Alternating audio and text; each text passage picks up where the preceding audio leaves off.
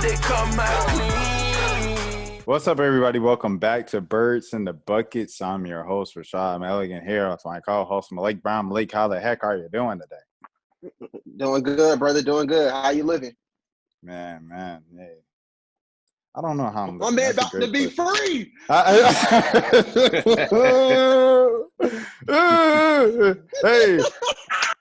Hey, I don't know what he's talking about. Hey, I am a bit. It is. I do feel great. I'll just say that. I feel great. You know what I'm saying? And I feel great, man. I feel great like Nate. But, hey, speaking of Nate, man, we got one of my guys Shout out in the to bit, Nate. man. Hold on. Yes, First things sir. first, man. Man Hey, hopped on the Garrett. call. I said, hey, man, you here? No. Malik said, hey, man, you here? He said, yeah, I'm here. I said, when did Joker voice get deep? Because, see, the last time I seen him, he was just a little thing in the game. He was just a little thing in the game, just a kid figuring out, bumping his head, figuring out through the process, trying to find his own lane. A few years later, sir. this man has matured and found his own lane, stood on his own too. Bumped his head through the wire, through the contact. Sometimes you got to go through friction to find yourself. Some of y'all ain't never been through friction, so y'all don't know nothing. And that's okay. Mm-mm. You can just be ignorant. This man knows something. You see the fit. You see the drip. Yes, sir. You want to afford the drip? You want to be like this man right here? Take notes. Follow the man. Support the man. Hey, You got man. my boy. GB. What's We up, be y'all? in the building, man. What's good, y'all? How y'all doing? Good, bro. Garrett Glad Brown to in have the you on, building. man. Garrett, what the heck is up, man? Man, just living life, man. On the grind. 24/7. Trying to get. I'm trying to be like y'all, man. Y'all doing the big stuff. I'm seeing Malik. He doing big things. I see Rashad. He got the verified check on IG. I'm just like, man, I need like. Don't Hey, do that. another Don't day, do another that. opportunity. Don't do that. Yeah, man. Yes, sir. I know it's been a while since I've been, talking about, obviously the team, the Hawks, and, basketball in general. So it's definitely refreshing to, talk about it, Yeah, bro. I remember, like, last year I saw you on Facebook almost, like, every day. Because I think you're in the New Pack City group chat or whatever on Facebook. Yeah, And, yeah. I know like my phone Yeah. would send me a notification every time like Garrett Brown is going live. I'm like, I gotta Yeah. see what my bro talking about. Yeah, I gotta see what he's talking about. That's about it, bro. That's all. If I want to talk about the team or something like that, then that's where I go. Honestly, I thought about getting back to the blog and maybe do a show or something, but I haven't really thought about it that much. But definitely, yeah, if I do, then it would be in that group chat for sure. So it's definitely a good place to chop it up and to just talk about things and about the team and all that type of stuff. So sometimes it gets intense, but that's just us passionate fans do, so things like that. I don't want to sound repetitive, but I do really feel like a proud cousin or something, proud big cousin or a proud big some type of family member right here because, like I said, man, Garrett's voice, just his voice, I'm just like, bruh, this is a grown man. Like, this dude done growed up on me, bruh. Like, man, it's crazy. I know it's been a while, bro. But I guess how have these last few years been for you or whatever on the trail and stuff like that? And just because like you said, like just figuring out, like your lane and stuff like that. How has it been for you the last few years?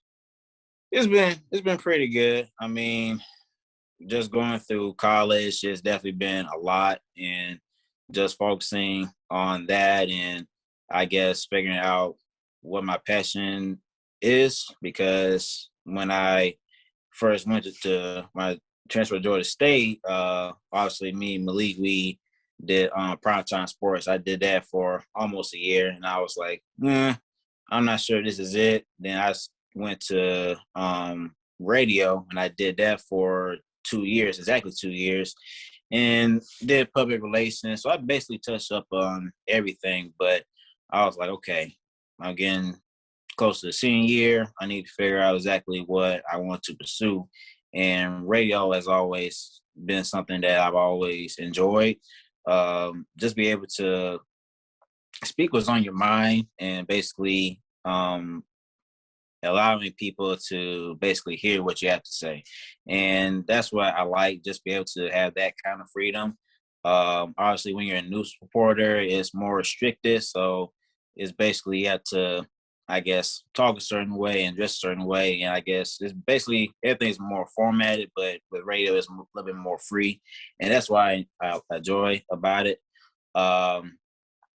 And that's basically what I've been doing for these past few years. And it's been tough. And it's sometimes where, okay, I want to do this, but then you get caught in doing something else. So it's like, I'm not sure exactly what I want to do. But later on down those years, I've basically been able to narrow things down. And radio has always been something I enjoy doing. So obviously I have my radio show. I've been doing that for a year now, a little over a year now. So it's basically Congratulations. Yeah, Clap it up, clap it up, clap it up, clap it up, clap it up. Yes, sir. Appreciate it. Yeah, so I've been doing that for a year, and I definitely learned more things about radio, just the ins and outs of the business.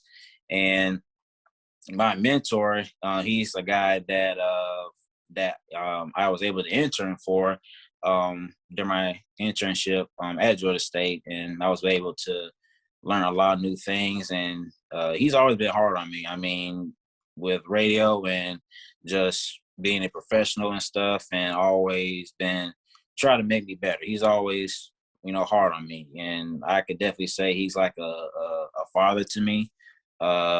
He always wants the best for me, so I know he pushes me a lot. So I'm definitely grateful for that. But like I said, definitely, journalism has always been a passion for me, but it took me a while to narrow it down. And so I've thought about get back into sports, actually, doing things like this. So I definitely miss it. I know me and Malik and Rashad, we've all,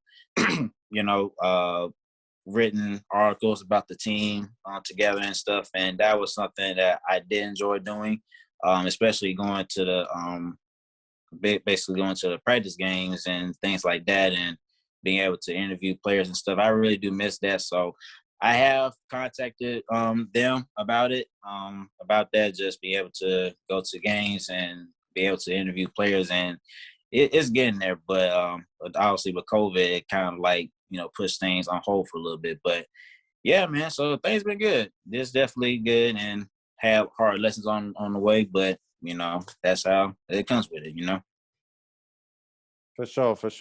And without further ado, man, we're going to skip right into the news, man. So yes, first sir. things first, today's news, Jahlil Okafor waived.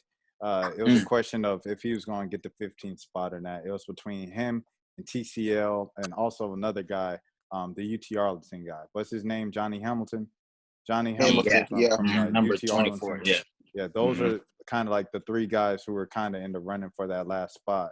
Now, I guess with this move, it's looking like it's going to be TLC that gets that spot. So I guess just, what are you guys' reaction? Garrett, you can go first of Jahlil being released today. I mean, I was a little bit shocked, but only because of the fact that out of those three, I thought he would get the last spot. And knowing that we're kind of shorthanded with Onyeka Okongwu, with him being injured, and obviously Clint Capella, even though he's not going to be missing a lot of time, but he's still getting back into shape. I figured they would have kept Okafor as a backup, just in case if Capella does get injured again, or if somebody else get injured, maybe John Collins or Danilo Gallinari. If one of those guys get injured and they miss time, then they have somebody that can come in and give them big minutes. So that was my take.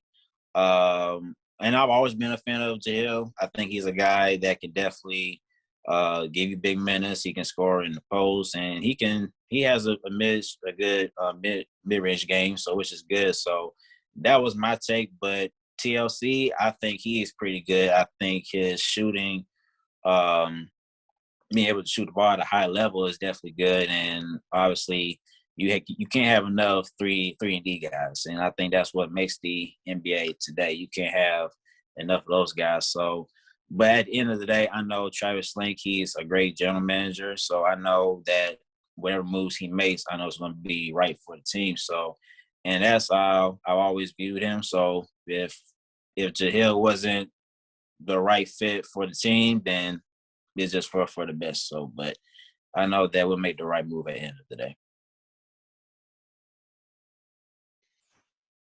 Yeah, I'm with Garrett. I kind of suspected something when I went to the game last week, and I don't think he played at all against the Cavs, if I'm not mistaken. But and I think he probably wouldn't have got in on Saturday if Dang didn't get hurt. So it kind of felt like the writing was on the wall. So, which means honestly, it feels like one, either Capella is doing better, like he's getting better, or I mean maybe a Kongu is coming back earlier than we expect. Like who knows? But at the same time, it's like we all knew that Okafor, like his game really didn't fit the Hawks' offense, so it was gonna be kind of hard for him to even find a spot on the team, honestly. Because I mean, you can move Gallinari to the 5 if you need to. You move Collins to the 5 if you need to.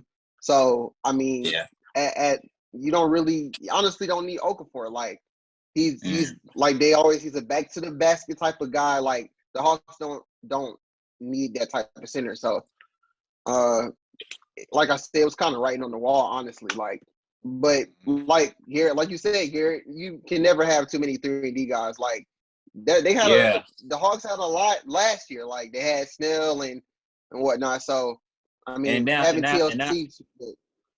Yeah, now that you say that, come to think, obviously, when you had obviously last year, DeAndre Hunter and Cam Reddish, those guys did miss a lot of time due to injuries.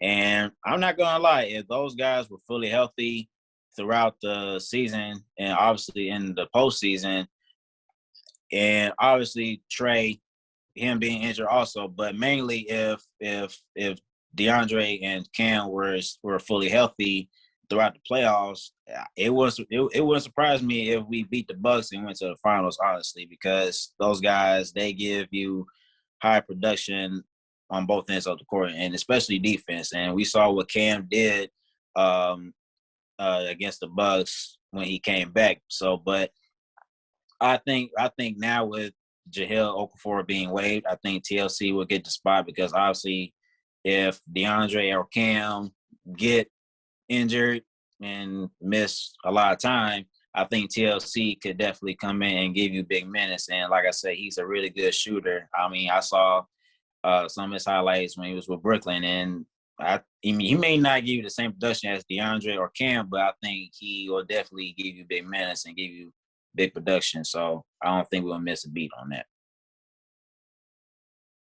Yeah, I think you're looking at a excuse me, a thing of needs really right here, because it's like, yes, Onyeka's gone, but you brought in Jang, and then like Capella's coming back for the regular season, so it was like Okafor probably would have gave himself an outside shot if he played well this preseason, but I don't think he necessarily just played like outstanding to where it's like Jahlil Okafor is the best player out of these 3 players that we're looking at to get this last roster spot. So when you look at a guy like TLC, he's a guy who contributed to, as Garrett just mentioned, a really good Brooklyn team last season. He contributed to them as a key rotational player, and then, kind of moved, his role diminished as the season went on. But early on, he was like, just a key rotational guy for them. And excuse me, when you're looking to replace a guy like Tony Snell, when you already hired a guy like Gorgie, it's kind of like, all right, at this position, we already got Gorgie in here. I think the thing that, the Hawks we're really trying to look at is we need to replace Snell, and you can't undervalue what Snell brought to the team. We were talking about that, Malik, last week on last week's episode. So, yeah, that's my take on that. Malik, you have anything before I move on to the next topic? No, you're good. All right, cool. I'm feeling it. I'm cooking right now. Last game of the preseason is on Thursday. against the Miami Mhm. Heat. I feel like they play the Heat 8 times every preseason. I guess minimal travel there, but I guess just what are some of the things that you're looking forward to in the last preseason game, a week away from the regular season home opener? Well, I think when we played Miami, I think it was the first preseason game. Uh, it looked like we were kind of out of a slump, and I get it. Uh, we're coming back into a groove, and the season is just around the corner. So, just based on the game, I think we needed to make some changes. I think that we needed to, I guess, move the ball around a little bit more. I think the defense collapsed a lot of times against Miami because Miami they've always been a great team, a really good team, and they always been hard to beat. And they're a team that does not give up. And when you add pieces like PJ Tucker and Kyle Lowry, and you see Tyler Hero, he put a lot of muscle over the offseason, and it showed in the game. So I just think we need to push the ball a lot more. And I think when we played against Memphis the other night, I could hear Nate McMillan say, "Hey, we need to push it. We need to push the tempo and stuff." So I know that he wants us to play fast, and I know he's wanting us to stay locked in. So I just think that overall, I just think we just need to be more locked in. And it's a good thing that we brought everybody back because after the season ended, people thought that this may be a whole new different team, just, roster wise. Everybody may not be back, but apparently they brought everyone back because I think they knew how important chemistry is. So, and like I said, I just think that it's more of a more a slump. I think everybody's trying to get back into the groove. I think everybody put a lot of work in over the off season, but I just think that we just need to close the preseason out strong, even though people don't really take it seriously. But I think it's important because again, you try and build up that chemistry, and you're trying to see what lineups are good and what lineups we may not need to use. So I just think that with this last preseason game before the season opener starts, I just think that everybody needs to be locked in. And I know guys had their injuries and stuff, but I just think that overall we just need to build chemistry, and we just need to see what works with us going forward. And even if we lose, I think that's okay. But it's just more of building chemistry and just going from there. Yeah, I'm not sure how. I know football preseason, the fourth game is like you don't never see the starters or nothing. You probably just like the second, third string. So I'm not sure how they do with basketball, but I mean if they do, if everybody plays on Thursday, I want to see like a legit dress rehearsal. One, Mm-hmm. because I feel like we haven't seen it yet. Because of course Trey's been hurt. We don't even know if Trey's going to play, but he did practice today. Mm-hmm. And two is we're hearing everything now. Like we're hearing the Eastern Conference standings, like the predictions, and everybody got Brooklyn and Milwaukee up there, and then it's kind of like Miami and Atlanta, and then it goes like that. So it's kind of I really want to. This is a game where it's like, and I don't know if Miami's gonna play their starters either, but I feel like this is a game where it's kind of like you want to see what your opponent got going into the season, honestly. Yeah. So it would be good to see how they look. I mean, they kind of. Well, I don't think Jimmy didn't play the first time they played. So, but like I said, we don't know who's gonna play or whatnot. But if they do play, I would like to see like a legit dress rehearsal. If Yeah. not, then it'll be good to see the young guys like Sharife, Jalen, Skyler, like see those guys play. So Yeah. it's really up in the air. Yeah. I mean, overall, again, it's preseason because when you look at the Lakers, I mean, LeBron didn't play. Actually, well, I think he did. I can't remember, but I mean, you have guys that you want these guys to have chemistry because again, you have Carmelo Anthony, you have LeBron, you have Russell Westbrook, and you want these games to be important because they need that chemistry. Because I didn't watch the game, but I saw on social media like, hey, Russell Westbrook had this many turnovers in just 9 minutes. I think he had like 7 or something like that.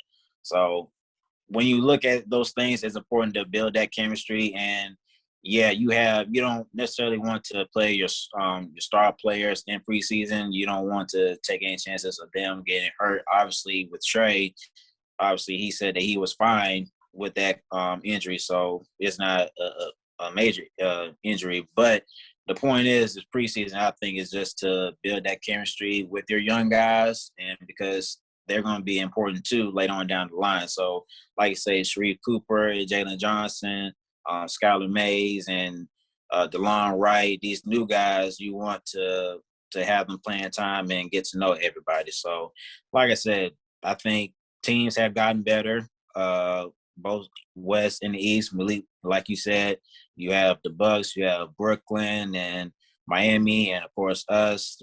Every team has improved, so it's important to have that chemistry. And of course, everybody wants to see everybody go against head-to-head with their best players. But again, I think it's more of a chemistry standpoint. So, yeah. First things first, Malik, nice shirt. I just saw the shirt when you did like this, and I was like, oh, that's a nice shirt. But second thing was, I'm on Garrett's side with this as far as like what you want the game to be like. I'm not looking at this as we bring our best people out. We're gonna clash to see who's better, Miami or I'm not doing that in the preseason. Like if I'm the Hawks, but one thing I would say is to Malik's point. I do kind of want to see the starters, all 5 starters, playing at least the first quarter. I want to see all 5 starters playing at least half of the first quarter, majority of the first quarter. I want to see Herder get some good minutes in there with some of the starters and stuff like that. I want to see something closer to a dress rehearsal, but I don't want it to be to see if they could be Miami. I just wanted to be just because they literally haven't played with each other this season. And then, so with that being said, I'm going to jump. I got two more that I'm already on. Like I said, I'm just feeling it. Man, you cooking with grease, man. So, first things first, from what you guys have seen, this has become a thing on social media. You knew it was probably inevitably going to come once a hometown kid who's been famous since he was 16 from crossovers he's done in high school in Cobb County. And then the other is a kind of a lesser known point guard, veteran point guard that gets things done. So the Delon Wright versus Sharife Cooper thing. Mm-hmm. Who do you guys think should be the starting point guard for this season, or at least starting off? And do you guys believe that it should be a thing where it's like Delon starts off as, because that's what you signed him for, and he's the veteran. He starts off as the backup point guard, and then you transition into Cooper after he's, used up all of his College Park days and he's eligible to play every game for the rest of the regular season. Do you do something like that? Or do you just have Delon throughout the entire season and sit Cooper? Or do you let Cooper get as much experience as he can early on, send him to College Park when the G League series season starts, and then bring him back at the end of the season before the playoffs? Well, how do you guys play that role of backup point guard between Wright and Cooper? I'd probably say like they've always did it, where you just have your backup, and then if you need Cooper to come in to play some minutes, if we're short on injuries or something like that, if a guy is injured and we need like an extra body, then I bring Cooper. So I know they have him on a 2-way deal. So for me, I just think that, okay, he's done well in preseason. We'll just send him off to College Park and just let him develop over there. And if we need him to come back for a game or two because of an injury, then But for me, I think Delon needs to be the backup because, like you say, he is the veteran. And that was a major issue that we had throughout last season. We just never had a solid backup point guard. We never had a Ever guy since that Trey's could. rookie season with Jeremy Lin. Ever since Jeremy Yeah, Lin left, yeah, it's been an issue yeah, with the Hawks. Not just last season. yeah. We can take it all the way back there. Yeah. So, but I think last season, I think even showed even more like we needed a backup point guard even more because due to the throughout the course of the playoffs. And don't get me wrong, Lou Williams, he did well because I mean, even though he did not go off every game, but I think when you look at games like game 1 against the Knicks, I think it was game 5 against Philly. Even though he did not score a lot of points, but he was one of the main reasons why we were able to win those games. So it was definitely important to bring Lou Williams back. But Delon Wright, what I do like about him is the fact that he does play defense. He may not be up there. He may not be a elite defender, but he is a guy that could give you solid defense. I mean, he could definitely force turnovers, and he could definitely make it hard for you to score on that end of the floor. So I just think DeLon needs to be there when Trey sits down. I'm not saying that Sharife wouldn't be capable of playing major minutes right off the bat, but let's just be clear, he is a rookie and he's going to make mistakes. And I'm not sure if McMillan would be comfortable with that coming start of the season. I just think he would be more comfortable with a guy that knows the game, who is a veteran, who's been in the league for a while. So I think that'll probably be their best bet. And I think Cooper, he definitely has the potential to be a backup point guard or even a solid starting point guard, just seeing his decision making. He can play good defense, and like I said, when he did that, gave that lot with John Collins against Jared Allen, man, I'm just like, sheesh. I mean, this guy can pretty much do everything as a point guard, but overall, I just think that DeLon needs to be there when Trey sits down and just Sharife keep on improving, and then if we need him, then we just bring him in. Yeah, I feel like, and I think it was a quote actually last week. McMillan said something about, I think it was talking something about development, and he was talking about how I can't remember what it said, but it seemed like he was saying like the Hawks are not kind of in this phase right now where they can just develop guys. Like they're trying to win now, basically. So like the whole like the way they've been doing it, like with the past 2 years or whatnot, like developing guys, like bringing in the young guys, letting them play, like that's kind of far gone right now because the Hawks have proven that like they can be a good team. Bud Ball back. Bud Ball bite. Yeah. Bud Ball back. That man. Who's no that he wasn't the coach for Teague's rookie season. Who was it? Larry Drew? Larry Drew was the coach Teague's rookie season. Was he? Yeah. It had to be Larry Drew. I think it's Larry Drew. And Larry Drew didn't play Teague at all. Teague got the dunk in the first game that was called back against Houston. And then that was it. Like he didn't play the rest of the season. And then he played like the last game of the season. The last game of the regular season, because that's when the Hawks made the playoffs every year. And he wore the headband, scored 20 points. I think it was against Cleveland, and Cleveland had Kyrie Irving at that time. And that was it. No. I'm way off because Kyrie was 11, Teague was 09. But it was against Cleveland in the regular season. Nobody played. Everybody on the Hawks was wearing headbands, and Teague had 20.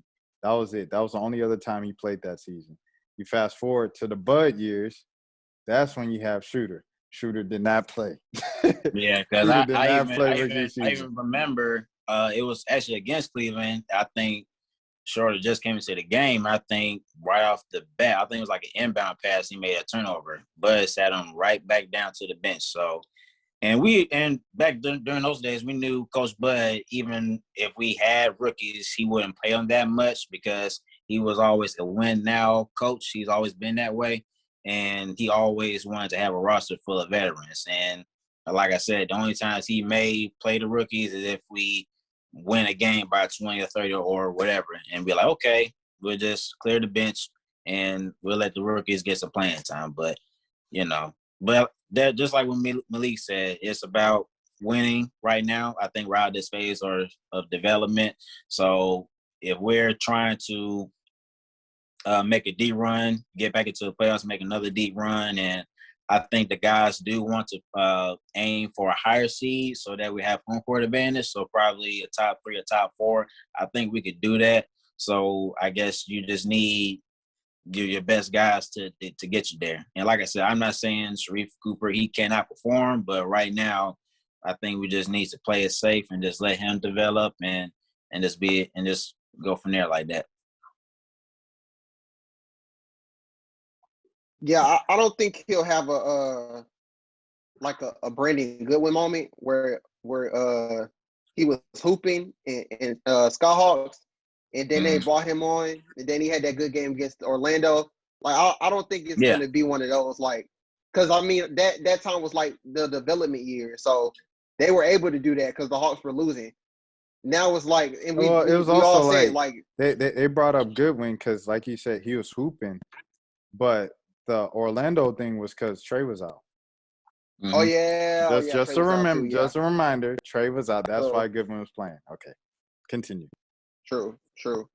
So, like we said, like Delon Wright is the best point guard, the best backup point guard Trey has had. Like we can't let that go unnoticed, despite what Sharife has been doing, like in the preseason, what he did in summer league. Like it's cool, but Delon Wright is like he's seasoned. He knows what to do. So, and he got a ring, bro. I keep forgetting, bro. Got a ring. Like it's so. I mean, that can't go unnoticed. So I feel like Sharife will get his time, man. He'll get it. He'll get his play. Oh yeah, he will. I'm pretty sure. Like he'll come back maybe because I don't think they stay like the whole time. I think they have to play like a specific amount of games. I'm not sure it's how like, the rules are. I think it's like 50. You're like limited to like 50 or 60 NBA games or something like that. So, but G League Ignite, that's the game I'm looking forward to in January. I think they come to College Park. Mm-hmm. You're talking about a kid, Scoot Henderson. Those are 2 Cobb County kids going at it. Scoot Henderson skipping his what was he, like a junior last season? He was a junior last season, I think, at Cal. He's skipping his senior year and going straight to the G League. So, I think that'll be crazy to see 2 Cobb County kids go at it and stuff like that. Those are all the internet famous kids. So, it's a different era in basketball now. But Sharife was on magazine covers when he was 17. Like, this stuff is like just – I think about it all the time. Like, how, like, it's different. It's different nowadays. Like people are wondering, they were like, why is everybody asking all the questions to Cooper? Like, he was a 2nd-round pick. And it's like, because Cooper has nearly 1 million followers on Instagram. A lot of people were surprised he went that far to the 2nd round. I mean, just looking his game, I mean, this guy could have been a 1st-round pick easily. And it happens. It happens in the draft. Yeah, even a lottery pick. And it happens in the draft where guys who have that kind of potential and they fall right down to the 2nd round. I mean, a lot of guys being picked in the 2nd round, I mean, they become star players and all-stars. I mean, Paul Millsap, he was 2nd-round pick and he fell to the 2nd round. And Nikola Jokic, he just won MVP. He was a 2nd-round pick. So, this draft is different too. People have to realize this draft it's just a good draft. Yeah, it wasn't really deep. Like when you look at with Cam Thomas, like kid went to the Brooklyn Nets. You know what I'm saying? Like to even fall that far, and people were talking about Cam Thomas going into the draft of like, this Cam Thomas kid is going to be good. Like it's not like people didn't know, and he just fell to the Brooklyn Nets. Like people knew what Cam Thomas could do. People knew what Cooper could do. People knew what Jalen Johnson could do. People knew what Jalen was another good example because Yeah, I'm not saying Jalen I'm not saying he is LeBron or Ben Simmons, but I think he has those attributes, what those guys no, you tripping. Yeah, I mean, he's a guy that's 6'9", 6'8", I mean, he can pass the Nah, ball. He good. can do No, all this. good. I'm No, not saying he's good. on that level. I'm not saying We he's not on that comparing level. Jalen Johnson But to I mean, shoot. Ben Simmons or LeBron James. We're not doing that. Not doing that. I mean, hey. LeBron James. I mean, hey, this dude is 6'9". I mean, this dude can literally play like the 1 through 4. I mean, this guy can pass. He can shoot. I'm not saying he can do it just like that, but hey. I love the versatility. But hold on. I'm trying to think who else we had in the draft.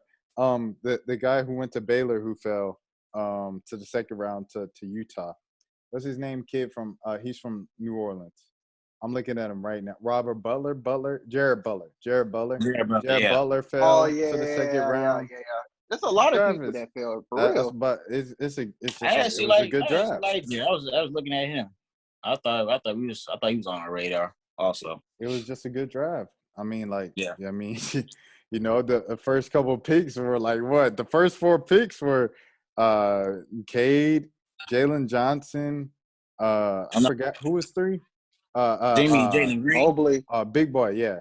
Evan Mobley, who's handling the ball like Magic Johnson at 7. It was just crazy. He crossed up Lonzo Ball yesterday. Crazy. And then Scotty Barnes is playing well. And then Jalen Suggs a couple picks later. And then Sinjun, Alprin Sinjun over there in Houston. He's gonna be good. And then a couple picks later, you got Josh Christopher, who's J-Gup. It's crazy. It's crazy. Yeah. It's crazy, man. This is a really good. I hope people realize how good this draft was. It's like, you know, the Trey's draft was really good, 2018, but this is probably the best draft since then. I mean, I know that's not saying much, only a 3-year difference, but this draft, them jokers, man, you talking about jokers deep into the second round. Trey's draft, they got a couple, you know, Devontae Graham was second round, but he had 1 year last year as you know what I'm saying? But these jokers, they could have multiple dudes in the second round be all-stars, you know, like a guy like Coop. I don't know what Coop might have to go to another place, you know, when his rookie contract runs up, if he want to go get that bag and, you know, become an all-star and, you know, get a starting spot because he's not starting over Trey. But and there's only so much you can do as a bench player also. You know, when you're playing third string, then you may not be able to play. I mean, he's eventually going to be, you know, back. Yeah. I'm just saying if he wants to be up there, he has to play elsewhere to get more minutes. Absolutely. But I was just looking at that little kind of Coop, Delon Wright thing, because, you know, he throws a couple of alley-oops, and that Memphis game was ridiculous. Yeah. That Memphis game was ridiculous. Like, he came in hitting threes, getting steals, and behind it, like, I'm like, this kid is crazy. So when he did that, Post was like, I've seen enough. I don't want to see him in College Park. Hold on now. His contract, the way his contractual agreements is set up, you still gotta sit in way my Park. contract. Exactly. Like you still gotta sit them 20. I'm sure Slang don't want to pay that extra money. So, you know, we'll see. But I mean, Skylar Mays has still been doing what he does. You know, one game, I believe it was the Cleveland game, he was taking a couple bad shots. People was killing him on, but people are so hot and cold with this stuff, man. It's like he had one bad game against Cleveland, and people are like, Skylar Mays is overrated. I don't know why he kept him over. So I'm like, dude, like, did you forget what he did in Summer League when you were praising him and he was like the greatest? Come on, man. Lighten it up. And people were saying the same thing about Skylar last year when he fell. He was supposed to be a guy who was supposed to go in the 30s. And he fell to like 40 or whenever the Hawks picked last year in the second round. So, because he was a bucket getter and the LSU folks knew about coming out. But what I wanted to move to now, it's time, Malik. Hold on. It's time to unplug. Oh, he said it's time. Got to buckle up. Oh, here we go. I already know. I already know. As our NABJ family members, we'll play it like this, man. When I asked Kevin Durant about how he's viewing all of this when we were sitting down in Brooklyn on Media Day, he said, you know, it's an individual decision. And I understand in some ways taking that approach, or maybe that's just what you say facing forward, but that is the antithesis of what a pandemic is. You do not have the privilege of just. Quick question. What is antithesis? Well, I mean, She's the antithesis. We bring Malik, in I'm letting you go Mary first on John this Palmer one, bro. right now. Antithesis, y'all. Run it back. I need to hear it in the sentence again. The antithesis of what a pandemic is. You do not have that approach, or maybe that just forward. That is the antithesis of what a pandemic is. That is the antithesis of what a The pandemic. antithesis. Oh man. Would you like for me to spell it for you all? Please. ANTITHESIS. Antithesis. Antithesis. Man. Yeah. Yeah. Kevin Durant said Kyrie's going to do what's best for him in his studies. And she said, I understand that logic, but that is the antithesis of what of how you get out of a worldwide pandemic, which is, just repetitive. So I guess because pandemic is literally a global epidemic. Like, so whenever someone says worldwide pandemic, you're just saying the same thing twice. But antithesis, for you who don't know, is pretty much just like the rival. It's going against the main kind of theme. It's like the villain, like that. The thing that's going against what the story is about, what the kind of like plot of the thing is about. So you think you break it down into two words, right? So thesis, thesis is like what the thing is about, right? So you present your thesis to the class. This is my thesis on this project, right? So anti is the opposite of that. So it's like the anti thing of what this is about. So if the thing right now, the thesis is currently about, okay, this is a pandemic and we're trying to get out of the pandemic.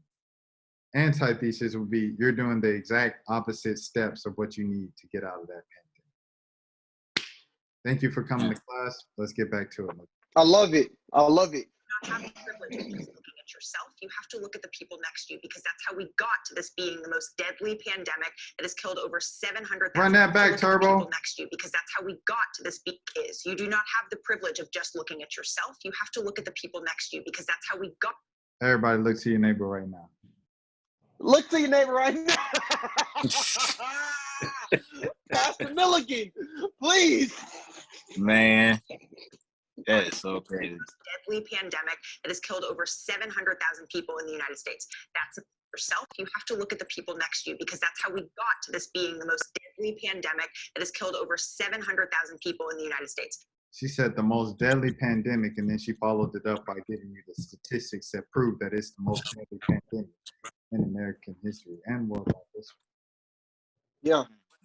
700,000 Americans gone, including Sekou Smith. Rest in peace, Sekou Smith.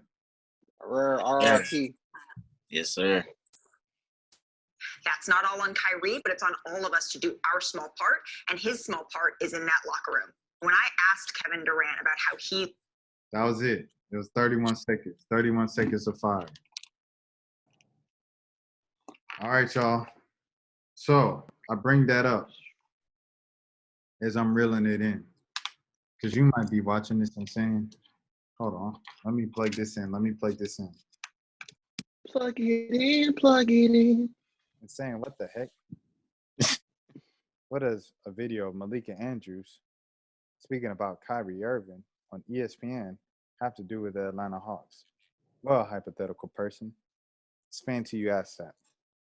Kyrie misses all of his home games and the games in California and all the other games that are requiring him to get a vaccine to play in the games. He's going to miss a lot of games. If he misses a lot of games and he can't play in the home playoff games for the Brooklyn Nets, might be a problem there.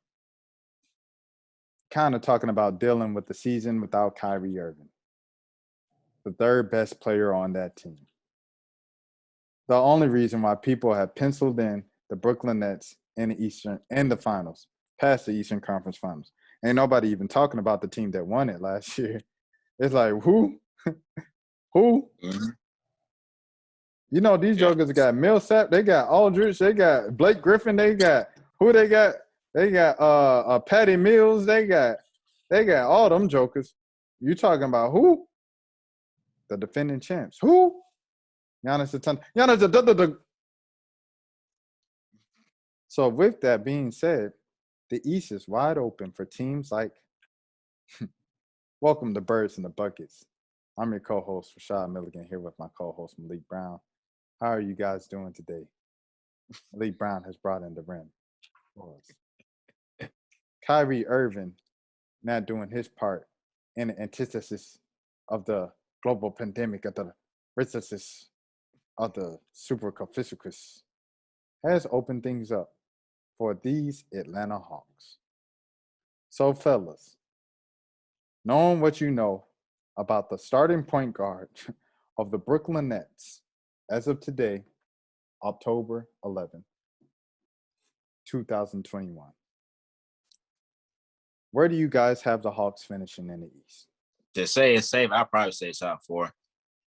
Because, I mean, when you look at, obviously, I think Milwaukee, they're definitely going to be in there. When you look at Brooklyn, again, yes, he may be the third best player on the team, but I think he is definitely, and obviously he's an important piece to the team. And so with him not being there, that definitely changes things. Are they still are they still a top 3 team without Kyrie? How many slots are they gonna go down if he's not gonna play home games? Because that's definitely going to be an issue going forward, because they're going to have to make a lot of adjustments in order to be consistent in order and still be competitive. And not saying that they're not going to win games. I'm not saying they're going to be a bad team or whatever without Kyrie, but if their hopes are to win a championship, obviously Kyrie needs to be there. So with him not being there, then that changes their whole plan. So like I said, I think we could definitely be a top 4 team. It wouldn't surprise me if Miami is up there also. I think Knicks, they could sneak up there. I think they didn't do a whole lot, but I think they did just enough to get by. Obviously, with Evan Fournier and getting Kemba Walker and those type of guys, I think they've improved a little bit more where they could be top 4. Because yeah, they were a top 4 team last year. So with Kyrie being out, I think they could hold on to that spot. So I could probably say Milwaukee, then I say Atlanta, then Miami, and then the Knicks. I think that could be realistic. But like I said, I think for Brooklyn, if they're looking to Wait, hold on. So you, in that scenario, you got Brooklyn at 5? Yeah. Wow. I think best case scenario is I think they could be a top 4, but I think they'll be right at 4. But Wow. like A I team said, of I Kevin mean, the Durant, Knicks, Paul they've Millsap, been, Blake huh? Griffin, LaMarcus Yeah. Aldridge, Patty Mills. Who else? They got the whole 2009 All-Stars. They got the whole squad, bro. They got the whole They got the 2000. whole squad. They bet Blake Griffin about to be jumping over to Kia. Mm-hmm. Yeah, I mean, like I said, Oh. I think they could be a top 4 for a team. I think that, but Wait, I you just got to think, think about it like this too, Garrett.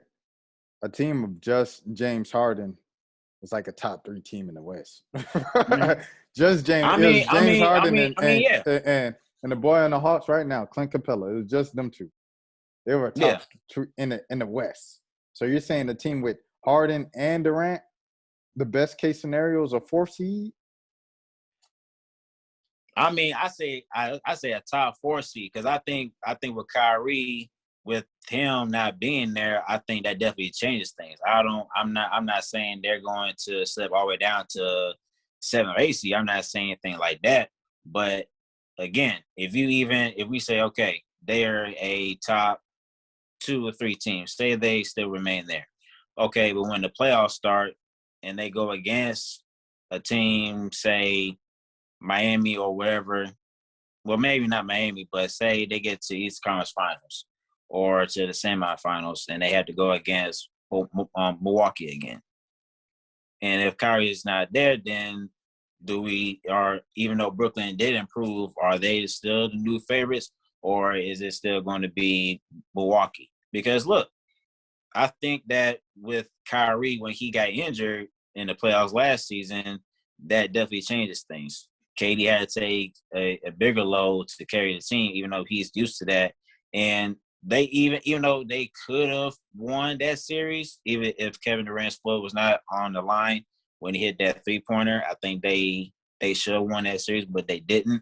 But I think when Kyrie got injured, that changed things a little bit. So the question is, are they going to build enough chemistry with LaMarcus Aldridge back?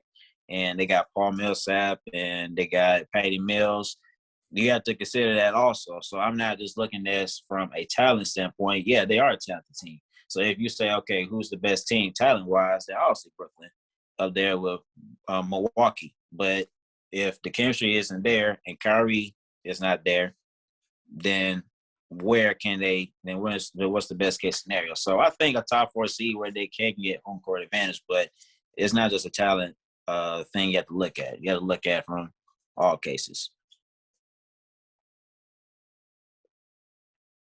Yeah, I think regardless if Kyrie's there, I think Kyrie definitely like puts them over the top to win the championship.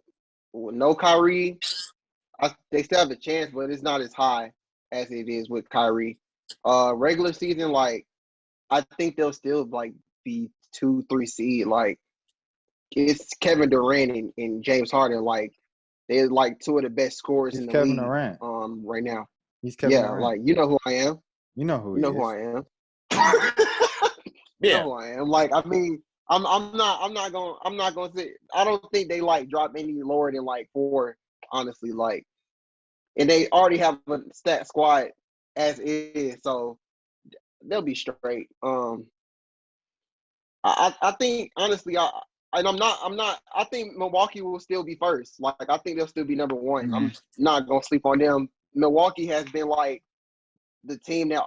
It seemed like they have the number one seed like the past 3 years. Like they won was it last year when they won 60? No, I won 60. It was the year before, I think. They won 60 or something like that. It was between Oh yeah, 50 they and got 60, bounced out. somewhere in there. They got bounced out by Miami that year. I remember that, yeah. But they're gonna keep winning. Brooklyn, I'll give them the second seed still, off of KD and Harden alone. I still have Miami or Atlanta third or fourth. So Kyrie just really just put them over the top 4 championship, in Yeah. my opinion. Yeah.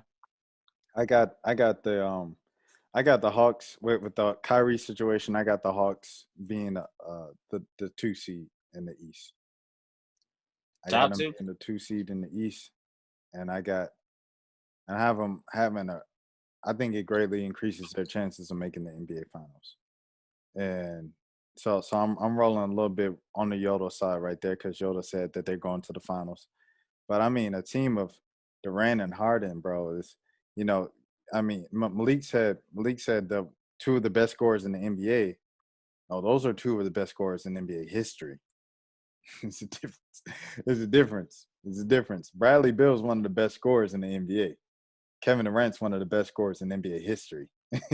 It's a bit different. So, I mean, like, but yeah, man, yeah. But I see Brooklyn being a top 3 seed. But I see the Hawks being as high as number 2 now with the Kyrie situation, and that's how I think it affects the Hawks and stuff like that.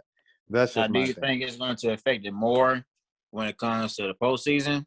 So, say Brooklyn is a top 2 or top 3 seed team still without Kyrie, but when they make the playoffs, do you think it's still going to matter if Kyrie is there or not? For sure. I mean, especially against a team like Atlanta, because Atlanta plays Brooklyn really well. I was about to say New Jersey. Atlanta plays Brooklyn really well. Like even Way back. yeah. One of those first couple of games when Harden first got traded, that's the game where Cam did the the jelly from Buckhead. You know what I'm saying? And overtime, the game went to overtime, and Brooklyn ultimately pulled out the win. But the Hawks just always play Brooklyn well for some reason. in the 'Cause Trae I think Young, we Cam bounced Reddish back, and era. I think we beat them at Brooklyn actually. I think, yeah. Yeah. But that was before James Harden. Right. But yeah. So it's just like the fact that they play him so well. I think that's just a good confidence booster for them. Knowing that history and stuff like that. But in a playoff situation, it's just hard to bet against jokers with KD and Harden and like I know what happened, like you said, with the foot on the line, but you got to think like Harden was playing hurt that entire series too. He was probably at 30-40% that entire series, Yeah. and they didn't have Kyrie, and they didn't have Aldridge, and they Mm-hmm. didn't have Paul Millsap. So it's like, I know Paul Millsap is 80 years old and he can't do nothing but like give you 2 points a game now, but it's still 2 more points than what you had last year, with it's an upgrade from probably 2021 DeAndre Jordan. So it's like, Yeah. Man, it's It's just true. tough, dog. But Like, then again, because obviously, I have Brooklyn and the Lakers in the finals. If I had to make my prediction on that, but my thing is that okay? You look at the Lakers and you see all the moves that they made. I mean, it's just like who else do they need? but it's like the 2015 All Stars that's Brooklyn versus the 2012 All Stars. Those are the Los Angeles Lakers. That's how Yeah. I look at those. So it's like, okay, you see what the Lakers did, so that's what I mean for Brooklyn. Yeah, you got all these other guys, but I think if Brooklyn and like what Malik said, I think with Kyrie being out, I think that lowers their chances of winning at all. So it definitely kills their chance. It may not kill their chances as far as where they stand in the regular season, but come playoff time, it's definitely going to matter. If they make it to the finals, then it's like, dang, we really need Kyrie to be in this for sure. I got the Hawks losing to Brooklyn in the second round, and I got Milwaukee going back to the finals. If the Kyrie situation stands as is today. Yeah, I can see that. If Kyrie gets vaccinated, you got Brooklyn. Yeah. If all three of them are healthy, can't nobody beat them. I respect it. Like when Boston beat them in the first round, one game, I was like, how did they do that? Like that's literally, I was like, how did Boston beat them? Like that's how I feel when Brooklyn loses when all three of them play, because it's not even fair at that point. It's like the big three, the first season that they were together in Boston, the year they won 08. It's like it was unfair because the league had never seen something like that. Like obviously, you talk about Mikal, Parrish, and Bird, and James Worthy, Magic Johnson, and Kareem, and you talk about Jordan, Rodman, and Pippen. But like the league ain't seen something like that where, until Boston did it, until Boston did it, you know what I'm saying? So it was just like that year was unfair. And like, yeah, the Hawks like stung them and shocked them and pushed them to Game 7, and Cleveland fought with them as well. But at the end of the day, like that team they were gonna dominate that season and win that season until other teams really adjusted and kind of caught up to them. So yeah, I mean that's just what I see with Brooklyn. When all three of them are healthy and all three of them playing, nobody can it's not even close. Like. It's for sure. The ESPN, NBA on ESPN, their entire thing is this the first time we don't know what's going to happen? If that point guard gets the shot and and all three of them are healthy all season, it's not even a debate. Like we might as well it's like watching the Warriors a couple of years ago. Ironically, they have one of the guys who are on the team right now. So it's like, it's not even close. They're on a different planet. Yeah, because what do you see with Boston? Just a side note, where do you guys see Boston? I mean, it's with Boston. I mean, it just for me, it just seems like they downgraded a little bit because I don't know, because when you look at their roster and with the changes they made at front office, it's just like, okay, is this team still a playoff team, or are they just going to miss the playoffs? I mean, of course, you have to play in tournament, but say if they do make the playoffs, are they a first-round exit, or could they do more? But, I mean, the sign of Dennis Schroeder, which is good. They've obviously giving Jason Tatum the extension, which is no surprise. They brought back Marcus Smart, and which is good. But the question is, and you see how they ended their season against Brooklyn, even though Brooklyn was the better team overall. But the point is that is this team is this team good enough to make the playoffs and get a first round exit, or could they do more? But to me, I don't think they'll be really that good. I think they could still be a playoff team. I think my prediction would probably be a low seed. So I think they either be a 7th or 8th seed somewhere in there. I think best case they could be 6, but I guess again it just depends on if Dennis Schroeder fits with their system and obviously their new coach to see what his philosophy is and how he goes about things. So those are things definitely come into play, but to me, I don't think Boston will make that much noise anyway. I think they'll be just good enough to make the playoffs and first round exit. That's about it. Man, that Rashad can attest to this. I was rooting for the Celtics last year, man. I was a low key Celtics fan. I think he said the Celtics were gonna sweep the Hawks, right? If they met in the playoffs. If I did Malik. say sweep, oh man, you don't understand, Garrett. I was really high on those guys, you saying Boston last season? Oh yeah, last season for sure. Yeah. I thought they were going to beat Brooklyn. Boston was going to sweep us last season. Yeah. If we played them in the playoffs. You got to think this was before Jalen Brown went out for the season. And I like before the season started, the whole season started. I had said that I thought that the Celtics were the only team that could really legit match up with the Nets. I thought they could blow for blow. I thought they could do it. And they underperformed for sure. They underperformed. You know, Jason he had COVID earlier that season, and he was still trying to get things going. Then Jalen gets hurt at the end of the season. So, I mean, I still like what they got. Yeah, Tatum only scored 60 in a playoff game. What are you talking about? He didn't quite get going last season. He scored 60 in the playoffs. He lit it up.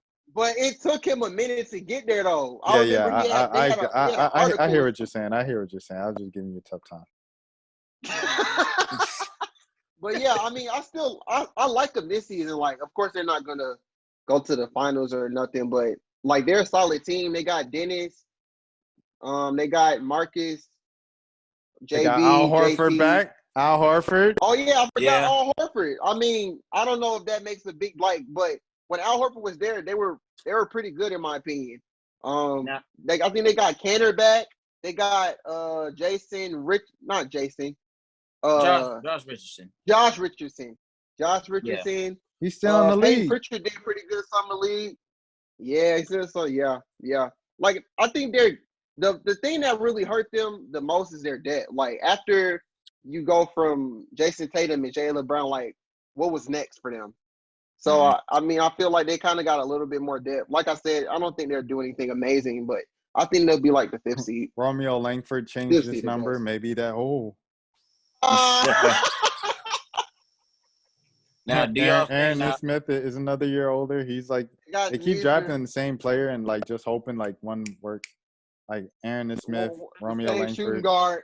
Yeah, that tweener, that Marcus Smart. It's only one Marcus Smart, guys. But yeah, go ahead. Now, do you guys think Schroeder was offered that $84 million contract? Because he said the Lakers they never offered him that contract.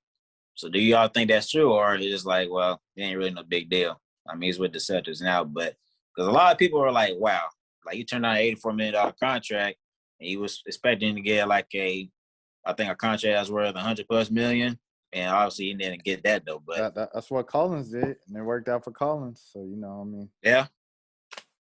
I think Collins is a different story though, but I mean, he's worth every penny. But I think with Schroeder, it's like he has his days.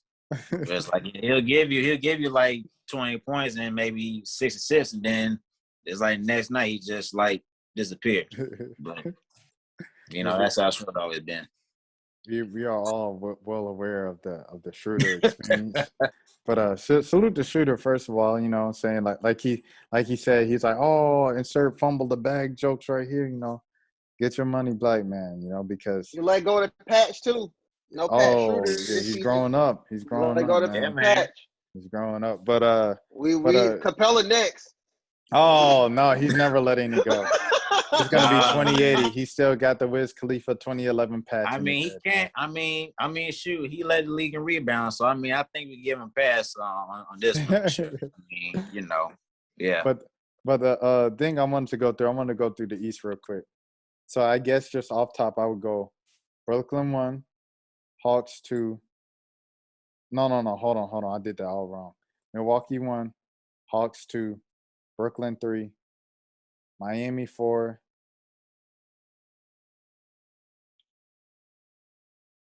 Knicks 5, Chicago 6, Boston 7, Philadelphia 8, Charlotte 9, Indiana 10. You got Philly 8? Yeah. I mean, with Ben or without Ben? Ben not gonna be or playing. Both. Actually, Ben, I just got a notification. Ben landed in Philly, so it looks like he may come back. It's not official, but he may. But I don't think he's gonna play like. It's not like Ben's gonna play 30 minutes a game, start for them. You know what I'm saying? Like, I don't think it's gonna be that like all season long.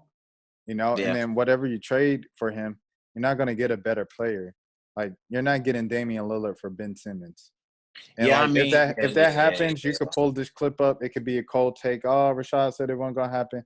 Like, but I don't think that's gonna happen at this point. Like, you're not gonna get a player who's better than Ben Simmons at this point. What if they get? I've seen Brogdon. What if they get Brogdon and LeVert? Brogdon, that's a nice return. That's a nice return. I'll take it. Oh yeah, for sure. The problem is Indiana wouldn't take it. That's the only problem. Nobody wants Ben. But McConnell's on Indiana, right? Bring McConnell on over. Include McConnell in the deal. True. Bring him back to Philly. Bring him back. Yeah. Yeah, I mean, Ben, he does have a lot of potential. I mean, don't get me wrong.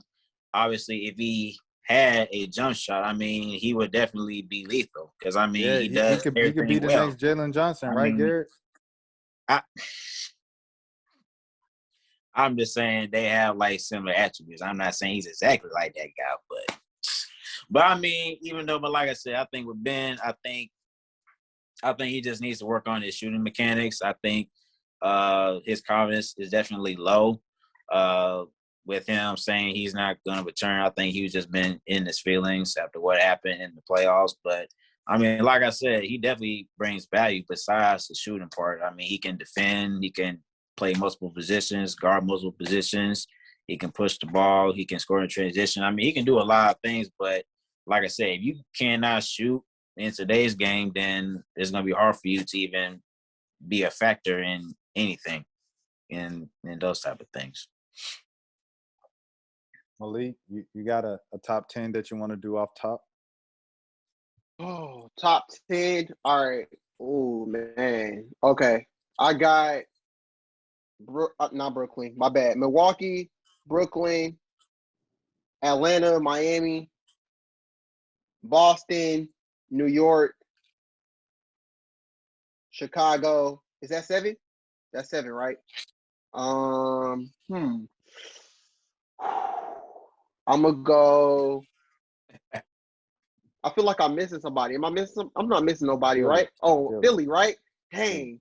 Oh, dang. You got Philly 8? That's tough. Nah, bro. Nah, I just forgot about them. If Ben plays, I'm gonna put them. I'll put them 5th. They were the 1 seed last year, plays, just for I guess background information. I'll put them 5th. Wait, so you Then got to I'll redo the whole move. thing now. All right, so cool. I got Milwaukee, Brooklyn, Atlanta, Miami, Philly, Boston, New York, Chicago, and I got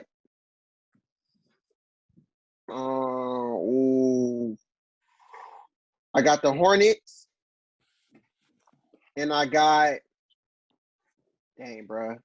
Do I like Indiana or do I like Washington? I'll go Washington. The Hmm. Yep, disrespect to Indiana. that's it. That's it. That's it. Brogdon, That's it. LeVert, what's his name? Sabonis. That's tough. I like what Washington got. I like what Washington got. I think Kuzma averaged 20 this season. That I think Kuzma that's averaged not too 20. far. Like, what did he average as a rookie? He probably averaged like 20 his Probably did rookie average season. about 20 something. Yeah, he scored 40 a couple times. Let me see. Yeah. Let me see what Kuzma. Hold on. But before we get to you, Garrett, let me see what Kuzma averaged his rookie year. He averaged 16 his rookie year, and then 18 his second year, 18.7. So Oh wow. yeah, he'll probably average. I Like know he's that. always been He'll probably pretty get 20. productive. Yeah.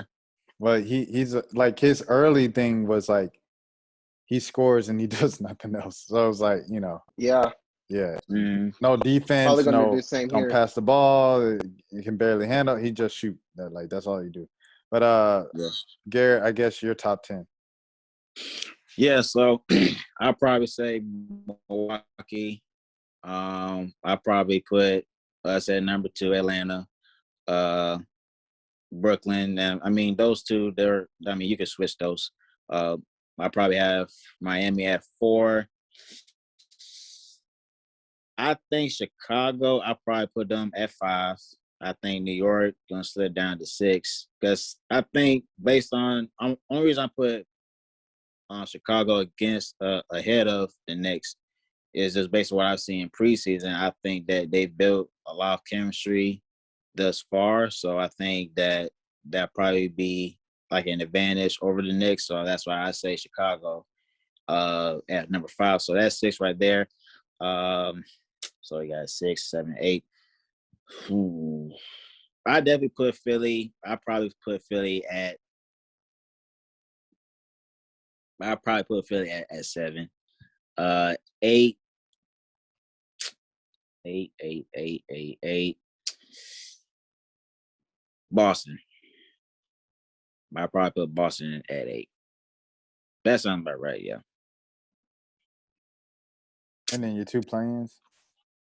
Play-ins. Yeah, that's right. Top 10 play-ins. I probably put Indiana and Charlotte back in there again. Probably. Yeah. Guess the team we all missed. Cleveland. Cleveland, I still got Cleveland missing play-ins, honestly. But like the fact that we didn't bring them up, I think I'm not I think sold. this still a bad as team. I'm not sold. Colin Sexton averaged 24.3 points, 4.4 assists. Let me see how many. What else? I'm trying to see like rebounds or something. Three rebounds. Everything else, one's still a game. But he averaged 24 points per game last year. Yeah, I mean, he does have the ability to score at a high level, but I just think that they don't.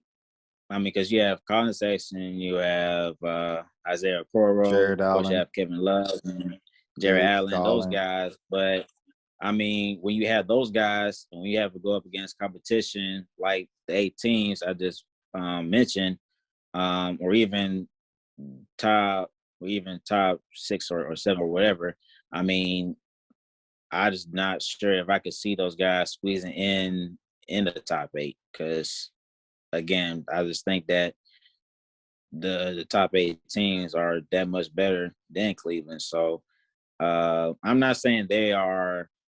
I'm not saying they're not far away from making the playoffs. I think they're still a piece or 2 away. But again, they did make some improvements. They got Ricky Rubio, which is good, a backup point guard, but I just think that they still not quite there yet. So I think you give them another, I say 2 more years, and I think we could consider them be a playoff team. But even with Kevin Love's situation, I'm not sure if they're going to trade him eventually or do a buyout or whatever. I think they would probably prefer to trade him to at least get some value back. But I mean, you just never know. But I think with Cleveland, I think they did a little bit better, but not so much of where I put them ahead of Boston or Philly. I don't think they're not quite there yet. I think they can make it this year. Playing best case scenario, I probably say that. They could be an AC. They could be an AC. I feel like they could. in that. Go ahead, Garrett. No, I was saying, okay, you say AC, that means they would take a spot over Boston or Philly. Well, you have to understand it's always like there's always something weird that happens in the NBA season.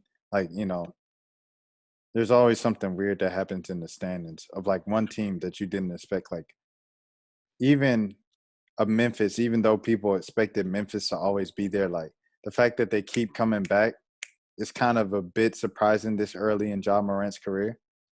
So yeah, I think like that would be kind of Cleveland this year. Like Cleveland could really just for no reason be the eighth seed. That's just kind of like a wild outside guess. I feel like they're kind of in that Hawk space 2 years ago, and it's crazy because I feel like the Hawks and the Cavs were kind of supposed to like grow together, but Cleveland kind of stayed down and the Hawks elevated. But that's what you get for taking Darius Garland a year after you took Colin Sexton. Facts. You had a top 10 pick, and you drafted another point. Like I didn't get that at all. Wait, what pick did they have? Was it the fourth? No, it wasn't the fourth because Garland was like 6. Yeah, 6. It was like top 10 for sure. Yeah, I think Sexton. I think he was top 10 also. Yeah, he was number 8. 8, yeah. Mm-hmm. So 2 top 10 picks. Yeah, so I feel like they're kind of in that spot where it's like we can name off the dudes, like, and I mean they're talented, but he was the 5th pick. Garland was the 5th pick. I'm sorry. So I don't know. I mean, I think best case scenario they could be like AFC play-in. But like Garrett said, give them like maybe another year or so. And I've heard things like they're trying to trade what's his name, Colin Sexton. I think that was during the offseason though. I don't know if it's that would be a mistake. I'll say that right now. If you trade Colin Sexton, that's a mistake. Trading the wrong dude. Unless you trade him for Ben Simmons, then it's like okay. Yeah, because I did hear that they were listening to offers for him, so I'm pretty sure he'd be the first one out the door. I think. Yeah. So, but yeah, they're a nice young team. Like I mess with them, like for sure. Like, and I like the Mobley pick. The Mobley pick was real good. So yeah, we'll see what they do in next year or so. But like Rashad, they can sneak up on it. They can sneak up. I can see it. I'm just looking at Sexton because Sexton was supposed to be. He was like a borderline all-star last year. So it's like he's one of those guys. It's kind of like De'Aaron Fox in the West of like De'Aaron Fox is always like, I'm so undervalued, overlooked. And that's kind of like Colin Sexton in the East. It's like I felt like there was so much hype about him. He was like Coop, you know what I'm saying, where Coop was so famous in high school. That was Sexton. And he had a really good run. And he had a really good one-year run in college. Both of them did. Both of them had to start college late because they got caught up in some scandal off the court with recruiting violations and stuff.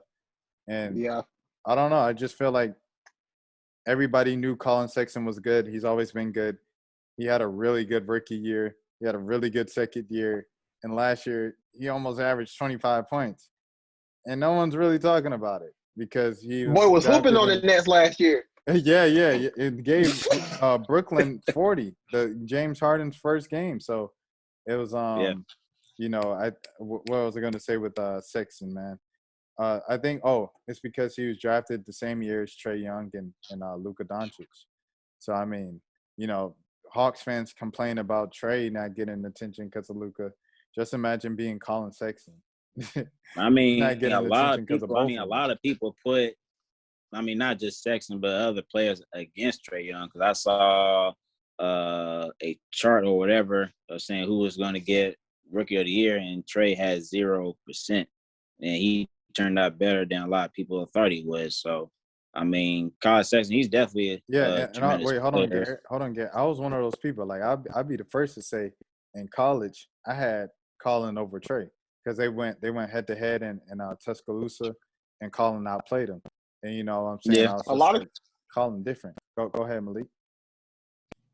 No, I was saying like I remember like back when the draft and everything, like a lot of people were saying Colin was going to be better than Trey. I vividly remember that. So, I mean, I don't think it was a bad take And at yeah, that I have time. no shame in Yeah. saying that. And then before the It draft, wasn't a it was bad like take. right before the draft, I kind of switched my whole kind of perspective on Trey.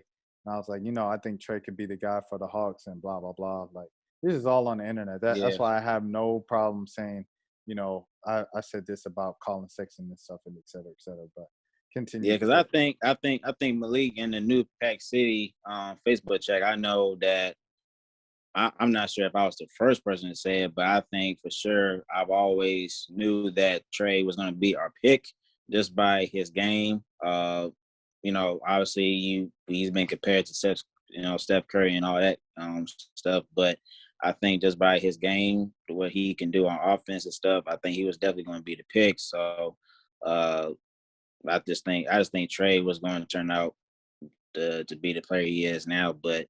Yeah, because a lot of people were like, yeah, we're going to get Marvin Bagley or Luka Doncic or DeAndre Ayton. I'm just like, look, I wouldn't be surprised if Travis Sling gets straight just based on the way he, goes about it in the game. So, but, yeah, I mean, it's definitely fair. I mean, I'm not saying people didn't have their reason as to why Colin Sexton or this other player could turn out better than Trey because with him at his size and with him not being able to play defense, him being a defensive liability, I definitely could see that. But I think over time that was going to improve. So, but I mean, like I said, it turned out better than expected. But I think, I think Sexton he's still a tremendous player. So we'll just see where Cleveland goes going forward. But I still think they could be a play-in. But I don't think I would put them in the top 8 as of right now, though. But All right. Well, you know, let's wrap it up with the Hawks Rushmore. So, Garrett, you get 4 spots. Who do you have on your Hawks all-time Mount Rushmore? Oh, that's not too bad. I probably put Dominique up there. I think it's safe to put Trey up there because I think he's still getting better. So I think when he retires, I think he'll be up there for sure. So I got Neek, Trey. I gotta give it to my boy ISO Joe Johnson, because he's always been my favorite player before Trey. And obviously I wasn't old enough to watch Neek, so I definitely put Joe at 3. 4, I probably put Bob Pettit. Yeah. Now, Atlanta Hawks. These are Atlanta Hawks or just We'll go Atlanta. Atlanta? Okay, so yeah, Dominique, Trey, ISO Joe. Number 4, I can put Pete Maravich in. Okay. That's a solid 4. This week I'm gonna go with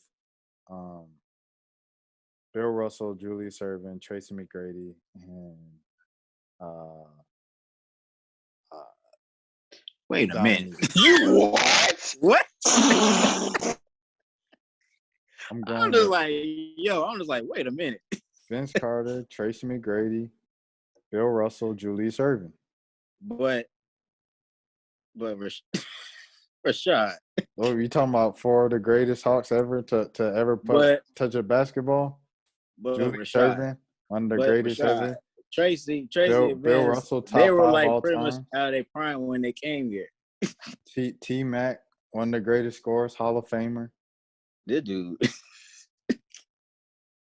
Vince I Carter. like the switch up. if I they like the played switch for us up. during that Hey, prime, I had to switch. I had to switch it up. I had to respect switch the it up. switch up, though. I respect I the was switch like, up. wait a minute. I was like, what? I I had respect to. I it. had to. I'm man played standing too on much. it. That's my This man mouth played for too this much. week. Yeah, I'm gonna keep going with my regular though. I got Joe. I got Jeff Teague for sure. I got Neek, and I got who's always my Al Horford.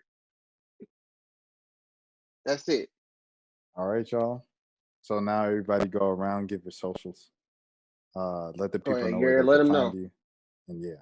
Yes, sir. Yes, sir. So y'all can follow me on Instagram at IAM.GB underscore Instagram and the real GB underscore on Twitter, and follow me on Facebook at Garrett Brown. So yes, sir.